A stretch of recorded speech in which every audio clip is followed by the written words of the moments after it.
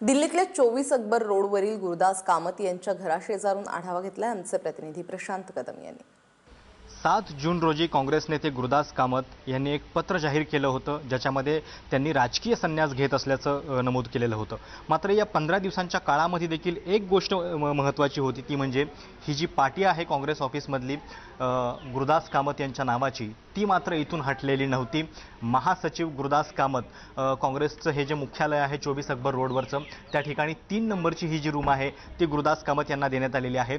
आणि जेव्हा हे बंड झालं त्याच्यानंतर दुसऱ्याच दिवसापासून काँग्रेस नेते या ठिकाणी जो विश्वास व्यक्त करत होते, त्यांना हे माहिती होतं की गुरुदास कामत यांची नाराजी काढण्यामध्ये पक्षश्रेष्ठींना यश येईल, ते परत येतील।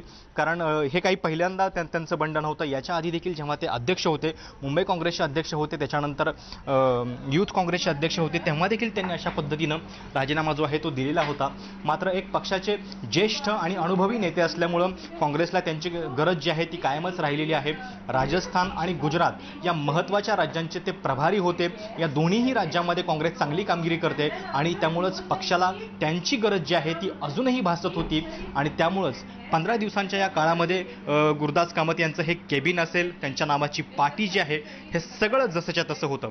शिवाय राजस्थान असेल, गुजरात असेल, इथून येणाऱ्या लोकांचा रतीब जो आहे तो देखील कमी होत नव्हता। आणि त्यामुळेच 15 दिवसांच्या या सगळ्या कालावधीनंतर गुरुदास कामत हे पुन्हा स्वगृही परतत आहेत। प्रशांत कदम, एबीपी माझा, नवी दिल्ली।